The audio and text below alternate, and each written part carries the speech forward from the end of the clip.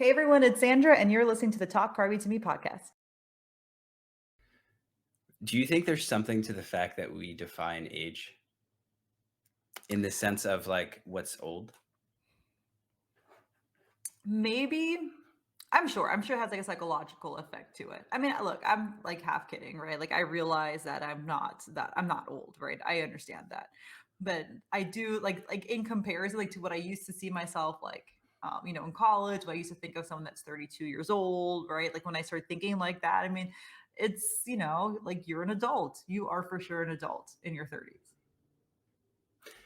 Yeah, I think the whole age thing is bullshit. Like there may be one to two things, maybe the fertility window in women, which hasn't really, kept It's up. minor.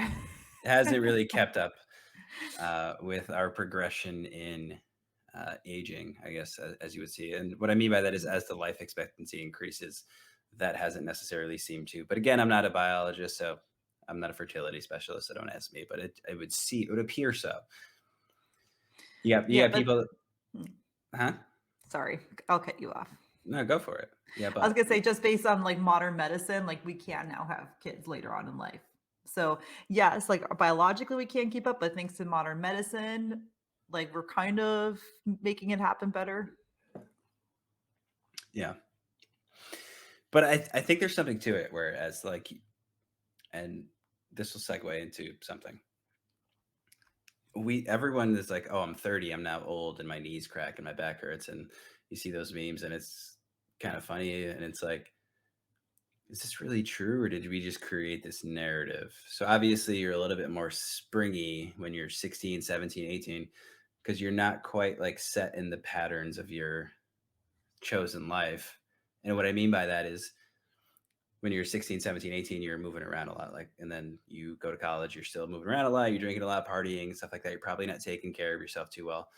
Then go into adulthood, you get your job, and you're sitting at a desk 9 to 5, and now you're stuck in that Mm. posture of someone who sits all the time. And now you've become that's the pattern that's dictated like your reality now.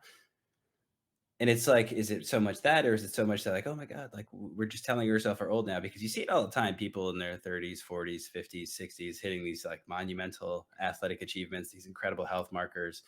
I personally saw a commercial the other day with J Lo running on the beach. Oh, Lo, she's fantastic.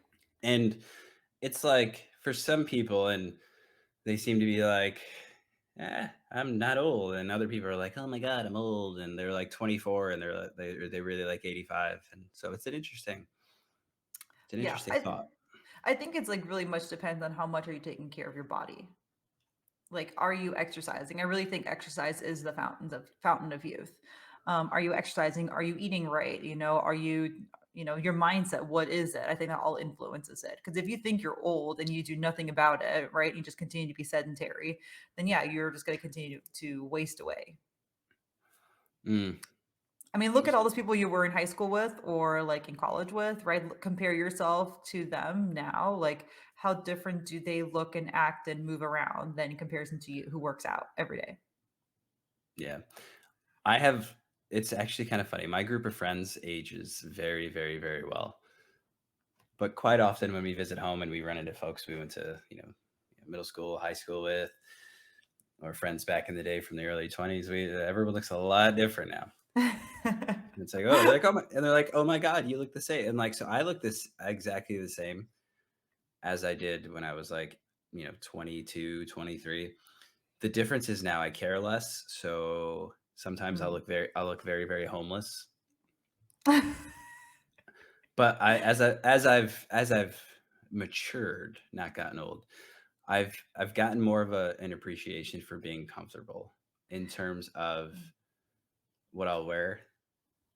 Like if we're going with like back in the day, we're going, oh, I gotta look nice, I gotta go do this, that, and the third, get Mm. dressed up. Like nowadays, I don't care. Like you'll find me like I'll go to the bar in sweatpants and a plain black t-shirt, and I won't comb my hair, and I'll just give it a little flare thing, and we'll just make it like that's I because I'd rather be comfortable. Like what am like Yeah. I will say I've also shifted in the sense of like I still wanna look cute, right, like, when I go out and stuff, but, like, I will now dress more, like, weather appropriate. Like, if it's cold, I'm gonna dress accordingly. I'm not gonna, like, freeze my ass off anymore for anyone. Facts. Yep. You see going out, like, going out clubbing, going out drinking and stuff like that, you see it all the time, like, girls pulling off a phenomenal dress, might even refer to it as a freakum dress, and it's, like, 18 degrees. I'm from the Northeast, so it's, like, 18 degrees, a wind chill, it's, like, 4 degrees, and it's, like, "You poor thing," like, you and, like, there's no coat check, and, like, you're gonna die before the end of the night. Yeah, and you know what's funny? Like, these women, they'll stand outside and, like, they will be, like they you won't even know that they're cold, you know what I mean? Like, they'll just walk around like life is normal, and I'm freezing my ass off, and I got a few extra layers on this girl, The pain tolerance of the female population as a whole is something to be commended. especially if it's cold outside and you wanna wear a skimpy outfit. Yep. I have a pretty even-keeled mood. I'm very monotone, very stoic. You wanna disrupt my mood, have me make me cold, and, like, Yeah. granted, I'll go running when it's chilly, I'll go running when it's cold, I'll go running in snow, I'll go running in freezing rain. If I'm just cold and, like, I don't have to be cold, I'm very upset. Yeah. It'll alter everything more so than, like, if I'm driving and I get T-boned, it's really not gonna change my mood, honestly. Like, if my car gets totaled, it's not gonna bug me, it's happened plenty of times, like, Watch if out for some Anthony on the road. my car's been totaled twice, one was my fault, one was not, so 50-50 Mm. chance. But, like, if someone stole my identity, like, I'd thank them, honestly, at this point, but, um yeah, like, but if you make me cold, yeah, so I agree with you, I've seen that where women are just like, they're just taking it on the chin and they're like, "This is nothing to me. I will birth a child. I will birth an army of men." And I So, will wear the short dress. yeah. So I got a question from someone, and Uh-huh. that's kinda where I was going with, like, the age thing. When you look at, like, health, wellness, fitness, you can even extrapolate, like, I guess we can go life, although we don't really identify as life coaches. How much of it is mental versus how much of it is physical, would you say, in your opinion? How much would you say that ratio is and why? Okay, I'm probably gonna use an 80-20 rule on this one. Like 80% of like I think your age is very much connected to your actual body. Like what are you physically, right? Like, what are things is that what you're talking about? We're not talking about age. Oh, We're sorry. just we're just talking about, like, I'm a person, I've set out on a health and fitness journey or a wellness journey. We Ah, we love the word wellness, we love the word intention, we love the word, fucking what's the other buzzword that everyone throws around now? Um, I want to say detox, but that's not right. but that is one, but no, it's a you gotta manifest, like, Oh, you're right. Mhm. like, manifest, right? So, right, like, how much of that journey is it? Okay, so basically what you're trying to say is like how much of the health and wellness journey is like is it mental versus the actual habits you're executing? Is that what you're Yeah. saying? Yeah, or is it Okay. physical? 'Cause So like mhm. habits are mental, so, like, how much and I'm gonna edit this part because I have brain farts here, but, like, so when you look at your health and wellness journey, how much of it how much of it is physical? How much of it is mental as far as, like, what it takes to get to where you wanna go? Hmm. Hmm. Okay. That's a good question. Honestly, it's probably 50-50. Because we're basically kind of fighting placebo here a little bit, right? I Like the guess to a placebo degree. effect of like if you think you're healthy, then all of a sudden, you have like some positive effects from just thinking that you are. Um, I'd probably say it's maybe 50-50 is being generous. Your mental, your attitude about it is very, very crucial. I'd say it's almost more important than the actual physicalness about it. Like you're striving for physical change, right? But if mentally, you can't handle the physical changes, right? Then you're just gonna feel anyway. So I think like your mindset around the whole thing is far more important because the mindset will eventually lead to the physical aspect of things, Yeah. right? Is that kind of like what you were saying? Did I answer that Well, correctly? what there's no wrong answer. The question is, when it comes to your fitness journey, wellness journey, when it building your healthy lifestyle, how much of it is mental, how much of it is physical? Yeah, I mean, okay, so I think a good counterexample would be like someone that's being forced to change their habits for the better, but they are just so not into it. So they kind of become like miserable people. I've seen those people. Like, ugh, I gotta now eat, for my diabetes, and that's so annoying, and my hypertension, and they kind of get into this thing, and so now, yeah, they're eating better, but they're miserable. And so that's not that like so they're not really really positive people to be around. So yeah, I think your mindset is everything. Yeah, I'd say for most people, it's probably about 90% mindset, 10% physical. Yeah. There are there are some things physically that you will just not be able to do anymore. Mm. Doesn't matter if you're 18, doesn't matter if you're 30, doesn't matter if you're 40, 50. There are some things you're just not going to be able to do. Every huh? You probably won't be able to do a back handspring anymore when you're 80 years old. It's probably that ship probably has sailed. Yeah. And there's probably, someone out there that can do it, but for the most part, like for 99.9% of us, your things are going to doesn't matter where you are. You'll have some physical limitation in some degree. There's something that you're Mm, not going to be able to do. For some of us, it's I, my joint. I'm injured. I have an old injury. I'm rehabbing something, or I mhm, had something that I let chronic throughout my entire life. Some people just can never seem to jump. Some people are chronically tight. Some people are or hypermobile and things of that nature. For the majority of it, mm. it's a lot of it's mental. Yeah, totally. That's why I think medical history is super important too, because whatever disease you've have dealt with in the past or anything you've overcome like physically in the past, that has consequences long term. Yeah, and the thing that when you look at like data and diets and stuff like that, like most people like relapse after their diet. So they go on a Yeah. diet. Say you're out of shape, you're on a diet, you're gonna go lock it in for a couple of years, and you do good, you hit your goals, and then you let it go at some point, and you go right back to where you were. Mm, I think that's a big indicator of like it's a mental thing. When you look at like society right now and what we look at in the wellness space, you have a ton of bullshit. And a lot of in that realm of bullshit, I'm gonna put affirmations in that realm of bullshit. We've convinced ourselves that if we stand in the mirror every day and say, I'm pretty, I'm beautiful, I'm special, I matter, like we'll eventually believe those things.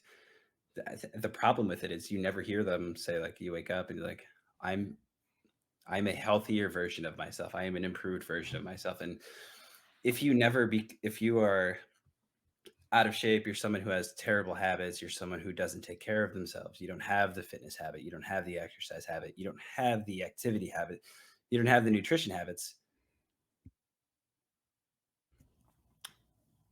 Like, but yet you're manifesting the fact that you're special. Like you have to become a different person. Like you can't let that go away. So like you're this person that does these things now. And the hope, like what has to happen is like you have to become this new person. And your old self, like a part of you has to die. If I'm going to take you from obese to in shape, I have to kill parts of you, literally and figuratively. mm. There are parts of you that just cannot come on the journey. So when you say that it's 90% mental, but you don't like affirmations, how does that what kind of things you have to do mindset wise then to help you on the journey? So you have to validate what's coming your way. So if I look in the mirror every day and I say I am fucking strong, I'm strong, I am proud, I'm unique, special, yada yada yada. I have to have shit to back that up. If that's all I'm bringing to the table, I might feel Mm. good for 3 days. I might walk into the mirror and be like, I'm a fucking beast. Like, let's go. But I haven't done any. Like, if you just create this life and you have all these receipts, like I said, I look in the mirror every day and I say, I'm strong. I have receipts to validate that. I'm strong because I lifted X. I'm strong because I Mm. lifted Y. And then I made it heavier. And then I started at this point and I did that. And that's I think where a lot of people struggle with making the switch from I'm this version of myself, and now I'm a new person. People don't make the switch to the new person. They're still the old person doing habits that they don't like because they haven't mentally switched from the out of shape person to the in shape person. Because if they did, now they wouldn't do such things. Like if I took a gasoline car and I switched the engine out, take up the same car and switch the engine out, and now it's an electric car, right? So it doesn't need gasoline anymore, but I'm still like, I kind of want to put gasoline in it. And you know what I mean? It's like the switch hasn't happened to like being that new person, which I think people miss out on, which makes it like a lot of it is mental and certain aspects. Like when you go on a long run, that's all mental. Like you're not going to die. Your mind will fail you way before your body ever does. Mm. If you don't believe me, go get exhausted, do something that's terribly exhausting, and then go work out again. Out for another run. You'll be fine. It might suck the day after, but Yeah. you're going to be all right. So people like they make all these statements and these claims, and it kind of gives you, what's the word for it? It's like a dopamine response. Like, oh, I just started a new diet, and you're talking about it, but you're really not doing shit, and you're not stacking those receipts. Whereas if you're stacking the receipts, sure, I'm on a new diet, and here's the proof, and it's like, oh yeah, I am a fit person because was able to do X, Y, Z. This I'm not that person anymore. Yeah. So basically, if you told yourself the affirmations and you backed it up with certain habits, then then you're on the right track. But just affirmations on by themselves Not so without much any habits or follow up. Well, not so much habits, you need proof. So if I have the affirmation that I am strong, or I tell myself I'm strong every single day, I got to go prove that statement, Mm, that's fair. right? So I've it's like always, mhm. as an example, you're not going to go a first day in the gym and manifest a 75 pound bench press. You're not going to go bench with intention and suddenly, oh my God, it's so much heavy. It would move so much easier today. Everything felt light. Like Yeah. you're building a wall brick by brick, or a building brick by brick, or a foundation brick by brick, however you want to look at the analogy. Mm, And you have to have that, like, so I'm strong, and like, right, I'm strong on a whiteboard and a post it like, hey, this is why I'm strong. This is why I'm smart. This is yeah. why I'm pretty. And having that data, that feedback, and the actuality of it, like, is I think where people have the big miss. And it's why you see people, they'll be great for 90 days and they fall off. They'll be great for 2 weeks and they'll fall off. They'll be great for 6 months and they'll fall off. And Yeah. I really like what you said about like parts of you have to die because I think that's absolutely true. Like, parts of you really do have to die. And there's like a grieving process to that. oh, 100%. Yeah. You have to grieve the person that you once were, but also celebrate the new person that you are becoming. Um, yeah. Something people really don't talk a lot about. We do. Yeah. I never really exercised much between the ages of, when did I graduate? When I was 18, about 18 to 25. I didn't really exercise much. I drank a lot. I worked in retail. I was fairly miserable. Like, it's safe to say the person that I was at 23, 24, 25, 19, 20, 21, that person's dead. Mm, He's gone. I beat the shit out of him. Like and part of it, like you literally go through and you just beat it out of yourself. Like it just doesn't mm, align with like the things that you do. And we talked about the last episode, finding your passion, your purpose. And like once you find it, there are certainly things that are going to detract from your purpose. Like me being a personal trainer, someone who's an endurance runner, someone who strength trains all the time, someone who's up early. Like if I was still drinking at the rate that I was from age, 20 to 25, it would be impossible for me to do my job. mm. You know what I mean? So like that part of me has to die. And like, granted, here I am sitting here doing a podcast with you while drinking an old fashioned. Shout out to bourbon, but like I couldn't do that at the frequency that I did in my youth. And like that's the part of me that had to die. And like, sure, I can Mm, celebrate on a holiday. I can have a drink here and there. Like those things are fine. And for those of you listening out there, I'm not demonizing drinking at all. Like for the most part, if I have a client that's like, oh, I have a glass of wine or here too, every night, like I don't even touch it. Honestly, I just let that slide and we work on other stuff. mm. Like, Same. yeah. And like, but like parts of you have to die. And you have to mourn that part. And like, yeah, I used to eat junk food all the time. I used to drink regular Coca-Cola all the time, Mm. regular Pepsi all the time. And like those things have to go away and you have to become this new version of yourself. And sometimes you're gonna creep back, like you're gonna fall back in your old patterns. Like if you have a death in the family, you're really sad or you lose out on something big, you have that emotional component and it's like you'll revert for a couple days for sure, but you have Yeah. like the understanding that you are now someone different, like, doesn't seem to translate as well in like the message that like we give the community as a like when I say we, I mean like the training community itself or the wellness community. Let's just use that.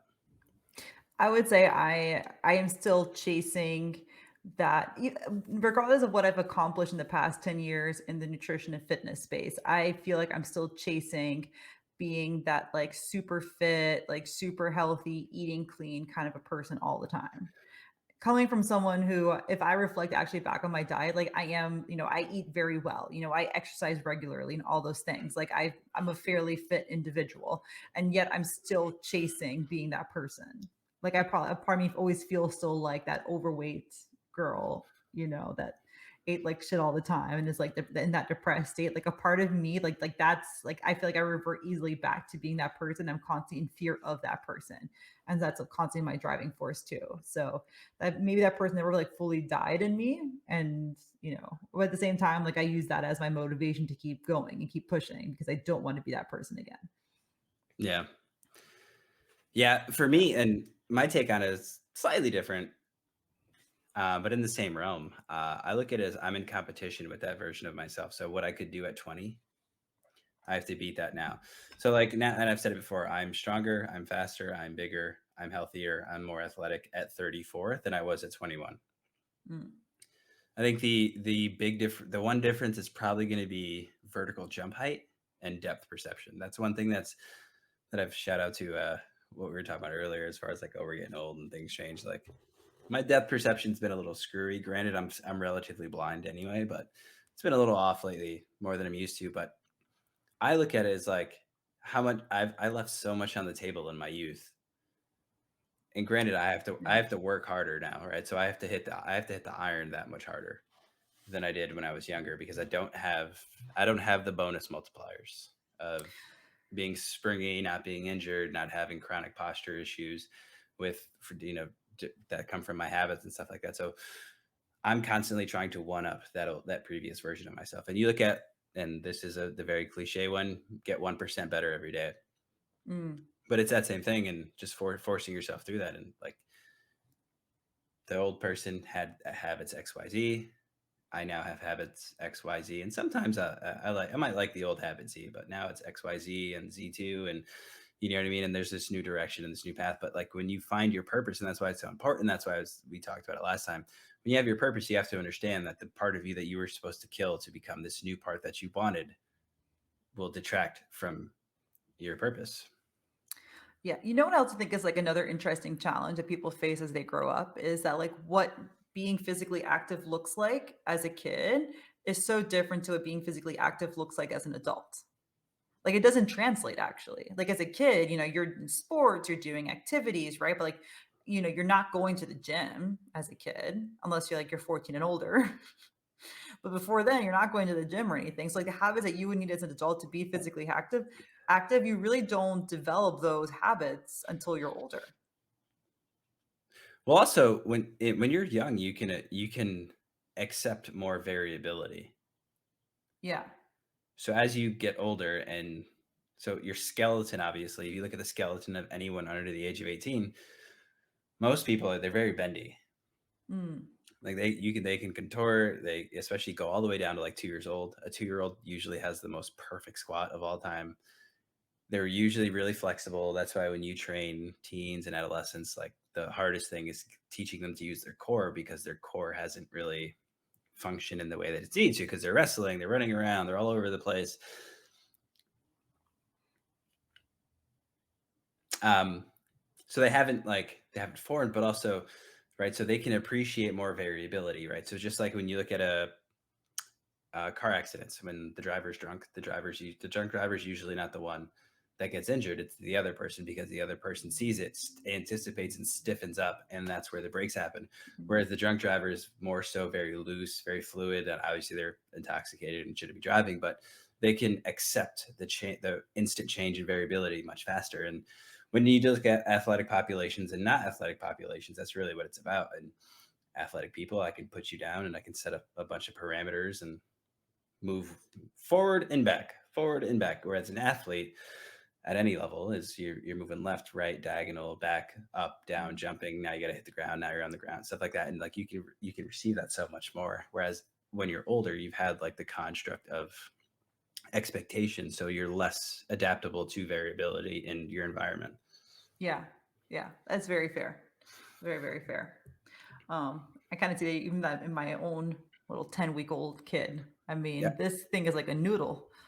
yeah. You have them now, and like imagine if you just sat your baby in the seated position like for the rest of his life, like all the time, 9 to 5. Like he'd get super stiff, super young. But if you just let him Yeah. do his thing as they explore and they go around and they're running left, running right, they have all this energy. They're more fluid to accept the changes in variability. And obviously, certain people keep that. Like you look at professional athletes, they'll keep that variability because they just stay in that environment all the time. Whereas a lot of us will go and we'll stagnate and we'll slow the molecules down and we don't move as fast. And now we're trying to be safer and we anticipate things, which makes us stiff and rigid and we're stuck in positions and Yeah. That's why numerous it's different reasons. important. But That's why it's important to stretch, folks. Do your yoga. Do your post-exercise stretching. It does matter as you get older.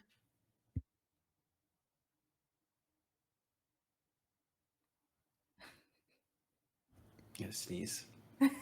I could tell. You just hate like when you get like a sneeze stuck, right? And you're making all the faces, but nothing's happening. People think you're so weird. Yeah. I hate when I have to sneeze. There's nothing worse than having to sneeze and you can't get it out. And it just sits there with you. Like sometimes you sneeze, you don't expect it, and you just let it rip and it's fine. But other like when it just sits there and you're like, ah, and it's like in your face. Yeah, Whew. totally. That's awful. All right. So today's topic, to kind of go into some meat, was obviously the aforementioned, but I kind of want us to look at some eating disorders. It hasn't been something that we've touched on. So, as a Mhm. nutrition coach, for those of you that don't know, if you have a nutrition coach or a personal trainer, they can't diagnose you with an eating disorder. They're not supposed to work with you if you have an eating disorder. They're not supposed to give you advice and treatment and things of that sort. Dietitians can. And our guest today, Sandra, has all the expertise on that. So, when we look at eating disorders, how big of a problem is this that faces people? Also depends on what kind of demographic you're working with. So the percentage of like who it affects in the population really depends on like who you're working with. So it's like certain athletes within specific sports, like figure skating, gymnastics, bodybuilding, especially too, right? There's like different, like they have a higher percentage of having an eating disorder versus general population. It also depends on male or female. There's actually differences in that too. So women have a higher propensity of having like an eating disorder than men, for instance, do too. So it's very like population driven. So like anorexia is approximately like 1% found in female, less than 0.5% in men within a lifetime. So it doesn't seem like that much, but I'm sure like if you just ask a bunch of women, right, like had they ever experienced anything close to anorexia or bulimia or anything like that in their lifetime, I would venture to say a lot of people, or even binge eating disorder, I would venture to say a lot of people have had some experiences like that, but they just might have not had the severe version of it to be classified under anorexia, if that makes sense. Yeah. So what so looking at like what you have as the top 4 or 5 eating disorders, you have anorexia, you Hmm. have bulimia, you have Yeah. binge eating, and you have restrictive eating. Yeah. So what are like the key differences in those? Okay, so I'll kick things off with like anorexia. Anorexia is basically the is like significantly low body weight. It's the missing of calories, right? It's the severe under eating that happens. The interesting part about anorexia, which actually makes it different and harder to treat than some of the other conditions, is that there's a certain like reward system that your body has by eating less calories or even by over exercising, right? So anorexia can also be achieved by over exercising. So it's basically like just a severe caloric drop to your maintenance calories that you need. But like your body like gets like a dopamine hit from achieving under eating or from achieving over exercising and achieving that severe caloric deficit, which I find super interesting because when you're treating anorexia, now you also got to treat that reward system too. What else can you do for that person to make them feel accomplished? With bulimia, it's once a week for 3 months, basically vomiting back up your food. And there's a more polite way of putting it, but we're just not going to be polite today. Um, Question: yeah, Is that every meal? no, no, it is not. It's as I said, like it's classified as reoccurrent episodes of binge eating at least once a week for 3 months, and then regurgitating your food again. Mm, gotcha. Yeah. Binge eating also too, there's like different like forms of it. There's like mild, moderate, severe, right? So all of these have a mild, moderate, severe, and extreme circumstance classification in there. We're not going to go over every single one of them. We'll be here forever. But binge eating, even the mildest form, is 1 to 3 times per week over a certain period of time. I believe it's like 3 months as well. And then we have what's called like disordered eating or restrictive food intake disorder. Those are a little bit two different categories, but we're just going to kind of morph them a little bit into one for the sake of today's conversation. But it's basically like avoiding certain foods for no real purpose. It's also the hyper focus on certain foods. It's also like the lack of interest in eating or food or creating a lack of interest in eating or food within your head, the avoidance of certain sensory characteristics of food. So it's a kind of a more of a broader topic of it, but also what it does is it causes for significant weight loss. It can also cause significant nutrient deficiencies, and it can even like interfere with your psychosocial functioning, and also you might even be in the need of assisted feeding, such as tube feeding. Is that something that So happens often with tube feeding with with anorexic populations?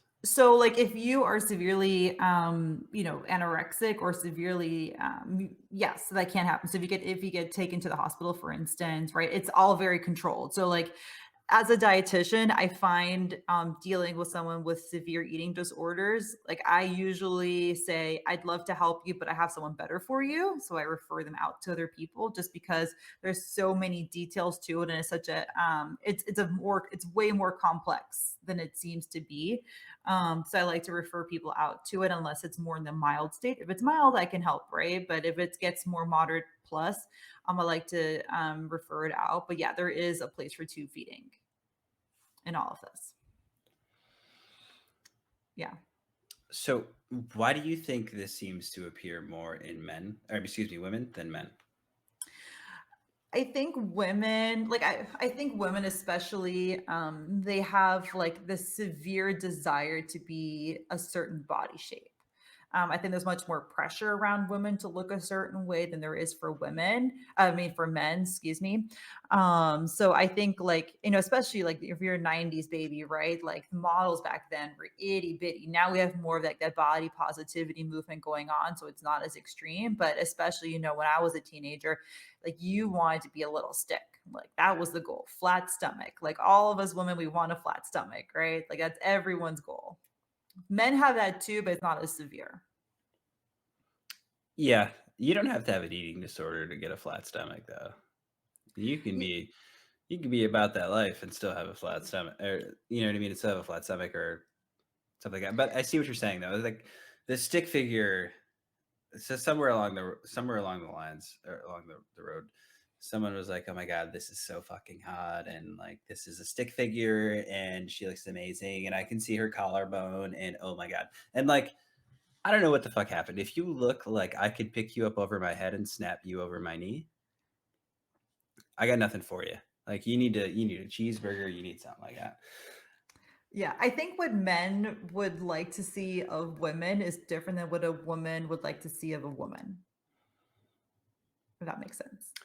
I think our society has made clowns popular, and that's partly where this comes from, like, this comparison to it, but that's only a factor in it.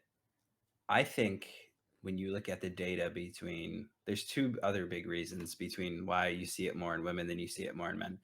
Women are more emotionally intelligent. So for us to get data, we have to have data points. Women being more emotionally intelligent are more likely to seek help in Oh, this situation, interesting. especially with when you look at anorexia and a lot of eating disorders, a lot of it is it does fall under mental disorder. Women are more likely to see therapists. Women are more likely to get help when they're experiencing hard times. They're more likely to talk to someone. They're more likely to open up, whereas men are not. I think that's one of the reasons for the disparity between it. You also have brain fart. Fuck. What was?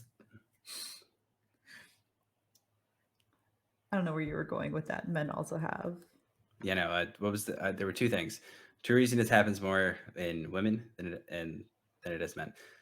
Men or women are more emotionally intelligent.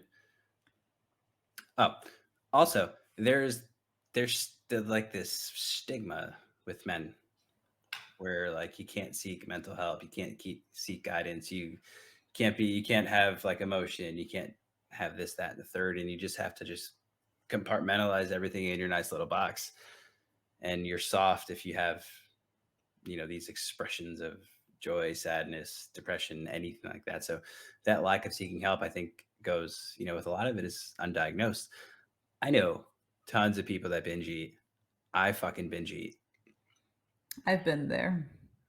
Yeah, I binge eat all the time. I don't give honestly, like I do not care because I'll binge work out too, but it won't be like the counterbalance to it. Like I'll never work out like, oh my God, I ate this XYZ and now I need to work out. Like I know I have a healthy lifestyle and I can afford to binge eat, here and there. Sometimes it'll get a little out of control, but Yeah, I I think it also has to do like what you hit the nail on the you hit the whatever the nail on the head is that like what is your psychological state in this in association to a lot of this, right? Like, what are you trying to achieve by being like that? Like if you don't have a problem binge eating, right, then that's you're probably don't have a binge eating disorder. But some people they literally cannot stop themselves. I have encountered people that literally in the middle of the night will go to Walmart to buy more food of whatever they're binging on because they ran out of it at home.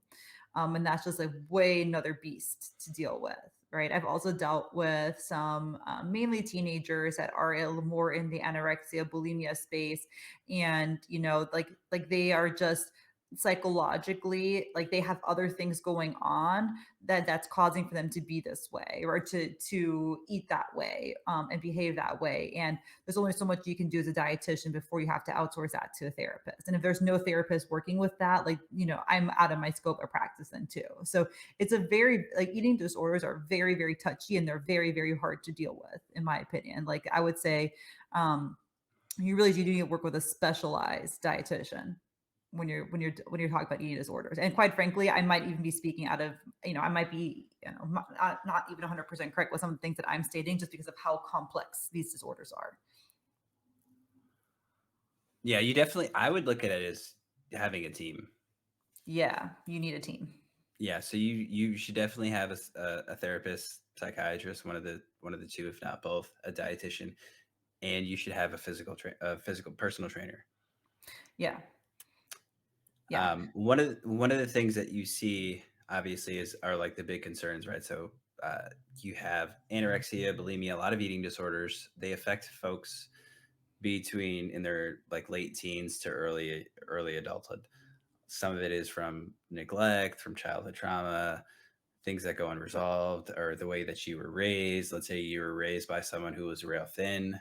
Chances are they had some kind of pattern of just eating orders or disordered eating, that's going to transfer down to the offspring, to the child, and they'll kind of carry that with them, or they have that feeling that they're never good enough because maybe they were born with a different body structure than what we talked about the aforementioned back in the day, real thin style. Yeah. Um, oh crap, I forgot what I was gonna say now. Yeah, they too. Um, yeah, I think a big thing about it too, like self-esteem is a huge thing when dealing with eating disorders, because you probably went down this, if you have an eating disorder, you probably went down this road because of some sort of psychological reason, likely linked to your self-esteem. But then your self-esteem is not really helpful in helping you get out of it necessarily, because there's a lot of shame around having issues with food, right? So especially binge eating disorder, like there's a lot of shame around that bulimia, there's a lot of shame around doing those activities, right? And then feeling like you can't control yourself. And I can speak to myself. So when I was bodybuilding and whenever I stopped, I had a big issue with binge eating disorder. Like I was just so ravenous all the time. I kid you not, I took a Costco size of the sweet and salty popcorn and I ate the whole bag. Yes. I ate the whole bag and then I was so bloated and afterwards I felt awful. And I remember it being at like a dietitian and like not being able to help myself. I'm like, how do I get out of this? Like I can't stop. Thankfully, it just like naturally just stopped somehow. Like yeah, it just naturally just like went away. On its own, but it was a really really hard time because I went from being like this like perfectly in shape person in my opinion and to other people's opinion to all of a sudden like gaining weight, and I could not help myself. I literally couldn't. Yeah, the funny thing about binges, like you just described, is they're like, "Oh my god, like this is the worst thing." Just let it rip. And that's how I've handled things in that realm. Like when I go through something that's like a compulsive behavior that has addictive, like I will just ride that thing into the ground. Yeah.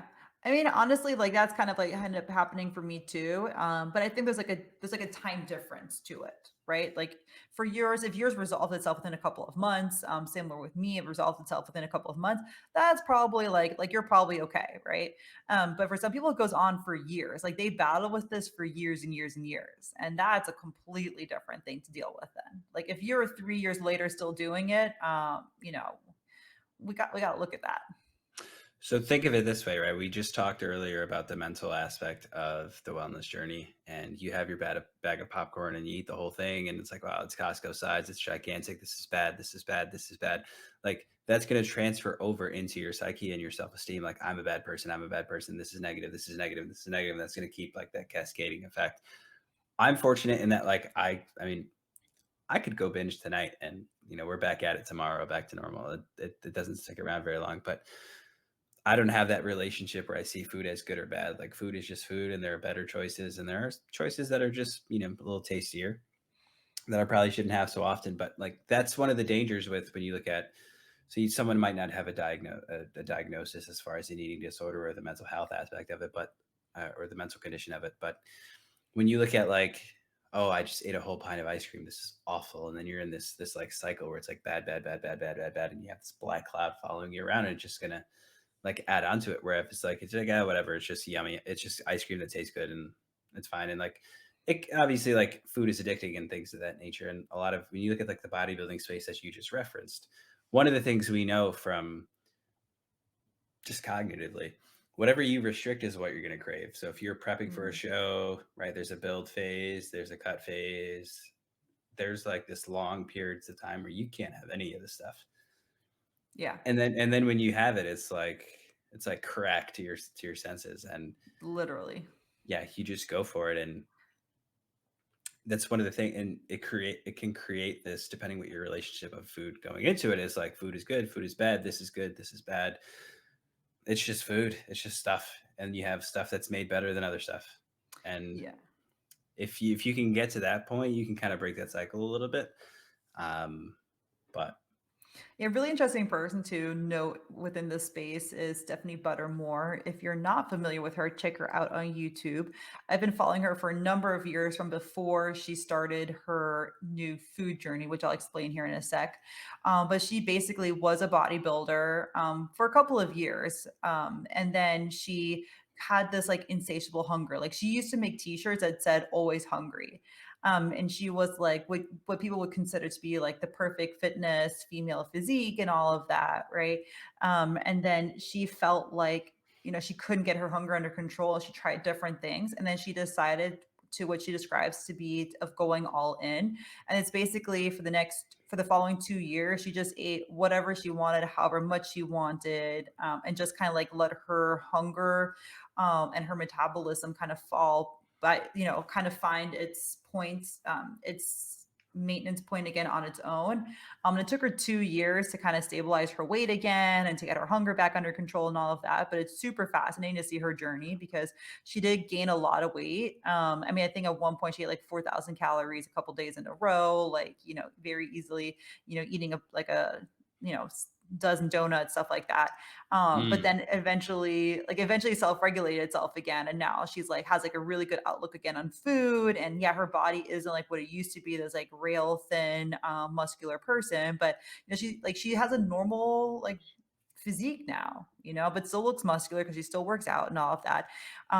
And she was also someone that, you know, basically had to kind of like just surrender her body, you know, to the process. And she came back out on top again afterwards. But sometimes like I feel like when we try too hard to control our food intake all the time, like at some point you know, your body's going to take over Yeah. and you have to surrender. I think too often, especially if you look at the status of the wellness community right now, there's too often we have all these rules. Mm, Like the rule is carbs are bad for you. I'm here to tell you that's fucking bullshit. If you looked at my diet, you'd be like, what the fuck? Carbs are not bad for you. Carbs are carbs. yeah. Your lifestyle can be good or it can be bad. And it can be affected by what's in, your diet and stuff like that. We have all these rules, and like we think we're like in control and we strive for this control as opposed to just like lean into like what feels like right. And hunger is a sensation that like triggers you, usually like you need some kind of sustenance. Yeah. And it's kind of like what I was saying, like just if I have a craving for something, just let it rip. Like like I've eaten a pack of Oreos in one shot before. And then I'm hungry 2 hours later, and the next meal is chicken, rice, broccoli, turkey burgers, rice, broccoli, stuff like that. And we go so hard, we try so hard to restrict, and like this can't be good because that's great, and this is bad, and this is good, and I would never do that. And this, and there are plenty of people who are perfectly healthy who have awful behaviors and awful habits, and the vice versa. There are people who look like they're the picture of health, and they have these terrible habits. And you kind of have to find like this equilibrium that kind of works for you, Yeah. to be honest. And when the people go so hard, like this is bad for you, and little like zebra cakes, which is my favorite snack, by the way, shout out to zebra cakes, they're bad for you, and like you can't do that. And the more that you say this is bad, like you can't have it, you can't have it, you can't have it, like your brain is just going to want, and you're actually programming yourself to think about that thing all the time, which is one of the issues with it. Like if I've said this like 7 times on this podcast right now, and I'll say it again. If you're listening to this, I want you to not think of a giraffe wearing jeans. Right now, Yeah. we're all thinking of it in the next follow-up question. Not only are we thinking about the giraffe wearing jeans, we're not I know, because I know I am. I'm wondering if the jeans are on the front legs or the back legs, or how does this work? Or is this a four-leg pair of jeans? And we've created this as opposed to, yeah, there's plenty of animals on the planet.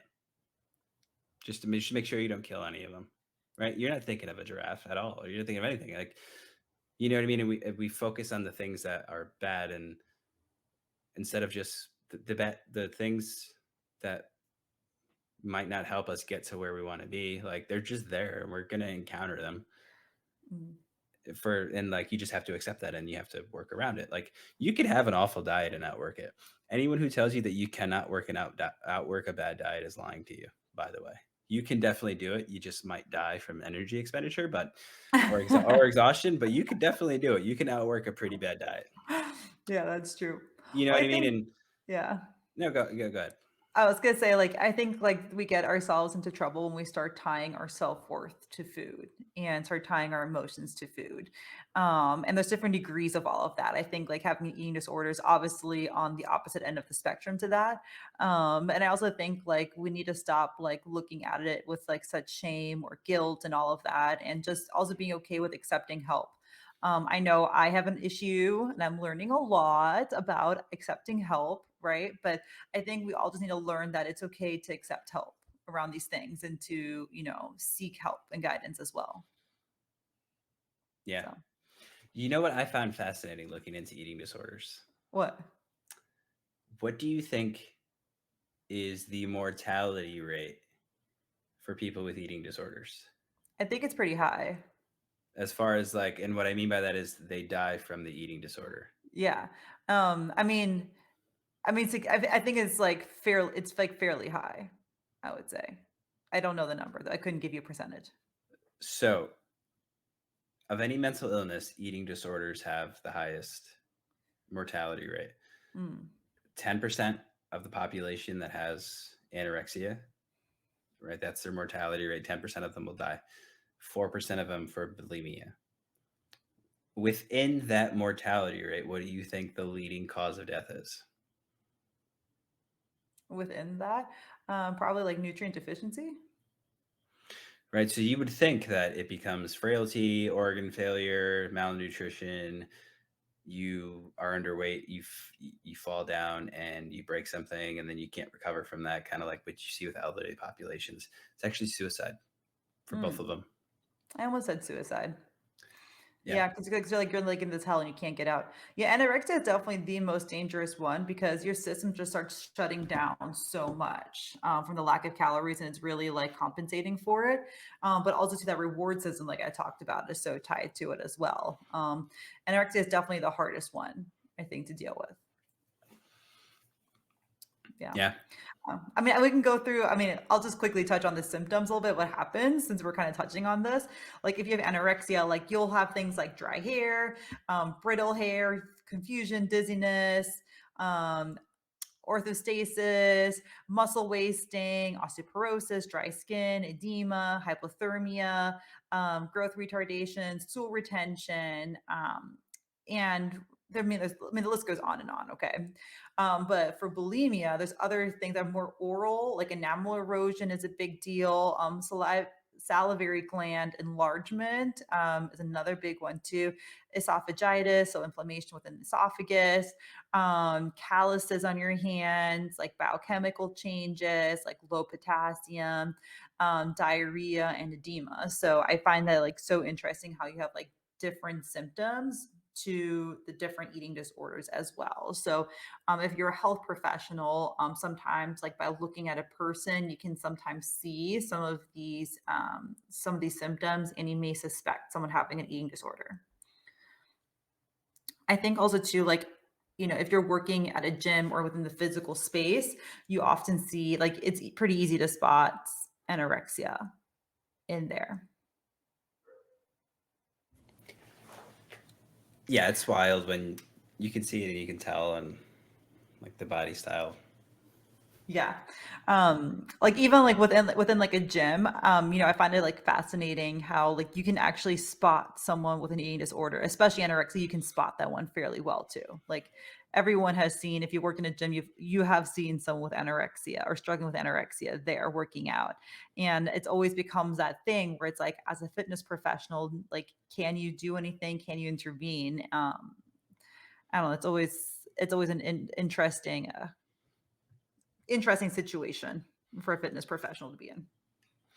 Yeah. You can generally tell someone with bulimia as well if you speak to them. If you speak to them, yeah. Yeah. Anorexia is obviously much more physically apparent. Yeah. Yeah. So, I had a relative of mine had an eating disorder. Uh, she was bulimic, and you could tell hmm. just from have a couple of conversations with her. It was immediate. You could just see it. So, Yeah, you can also tell by their teeth a lot too. oh, that's what I'm referring to. Ah, okay. Yeah, obviously, throwing up, the stomach acid is coming up, and it'll erode your teeth. Your teeth will turn yellow. It'll basically kill them. Yeah, I mean, it's sad. It's very, very sad. There's actually a really interesting show right now on Apple TV. It's called, oh, what's it called right now? Hold on, look it up real quick. It basically is about this woman who is she starts doing fitness videos, but she's battling bulimia in the show. Let me just see what it's called. It's very interesting. Um, um, what is it called?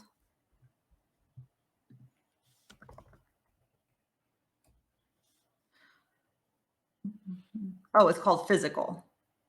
Mm, Have you seen it? no. I found the whole eating disorder aspect of it a little bit disturbing in the beginning, because it's like, I mean, it's very well done. That's why it's disturbing, right? It's very, very well done. But yeah, very, very interesting. I highly recommend the show. I don't want to spoil it further. I have to check it out. Yeah, I but thought you were gonna say Physical 100 for a second, and I was on Netflix, and I was like, what? no, but that is a good show too. It just drags on and on and That on and is, on. I can appreciate after Squid Game. I can appreciate Netflix looking more international for these shows. For those of you that aren't familiar, Physical 100 is a game show, almost Squid Game like competition with athletes. These can be professional, Olympic, just generic influencers, personal trainers, power lifters, any kind of competitive like fitness people in Korea. And they put them through these games. This is the worst edited show of all time. Yes. It starts at 100, and there's challenge 1. Challenge 1 goes from full 100 to 50 people, and you watch every 3-minute elimination, and they needed to skim through that. I just needed a highlight tape. I didn't need to watch 2 hours of that stuff. After you get to that part, it's not too bad. It's actually pretty interesting, but yeah, that is the worst edited show of all time. Great idea, though. Yeah, I mean, I made the mistake of like we kind of caught up and then we were waiting like week by week to watch each episode, and that was the See? worst. So like Yep, exactly. like now we're just waiting for them to bunch up and then we're just gonna fast forward through the different parts. Yeah, I finished it. Oh, it's As already soon over? Yeah, yeah, Oh. it was over, I think, a couple months ago. As soon as I realized that it was gonna be episodic like that, I was like I watched the first one, and then I just didn't touch it again, and I watched season 4 of You, shout out to Joe, and yeah, and then I went Yeah. back to it once it was all complete so I can binge it, which is the competitive advantage of streaming platforms. Yeah. I mean, in this case, binging Physical 100 means like fast forwarding a good chunk of it. Oh, I a good 30% of it I fast forwarded through it, and I just watched it in fast motion, Yeah. which, eh, Did you I read got fast? I got the same experience. I thought some of the audio dubbing was a little interesting, some of the choices where it's like Oh, we've just been reading. I watched it with English, so I didn't have to read, so I could focus on. And Mm. I feel like that ruined a little bit of like the experience for me. Oh, okay. I didn't know that. I'm gonna see what it's like, the dubbing. We've just been reading, which has kind of been challenging to watch and read at the same time. Yeah, you can switch it over in the settings. Mm, I think I think actually in that show it gives you the option to do it. So at the beginning of it, it says the subtitles, but then it switches where you can just hear people talking. yeah. But they didn't really like do a great job of lining up like what you would think this person sounds like, and Mm, the inflection is way off. yeah. Well, it'll probably help me though, and like I can actually like appreciate, like watch the actual competitions versus you're like, Yeah, wait, what just happened? I was busy reading. the first one is awful to watch, Yeah. but because it takes like 3 episodes, and then the rest of them are fine. Yeah. They don't take Okay, as cool. long, but yeah, it's very needs some editing there. That it's like 8 episodes. It could have been 4. I'm looking forward to watching it then. I didn't realize it was there all the episodes were out yet. Yeah. All right. So it's been a great episode catching up, talking about whether it's a mental or physical game. When you look at wellness, we started to scratch the surface on eating disorders, what they are, what you can look for, why they're important to kind of see and diagnose. I've had a good time. We're going to kind of wrap up here. Yeah, it's been really interesting. It's been a really interesting episode. We were like a little bit, I don't know, darting around a little bit, but overall, I think we got some good content for you guys. Yeah, for sure. So we'll come back in a couple of weeks with another episode after a little time off, and we'll see you then. Bye, guys.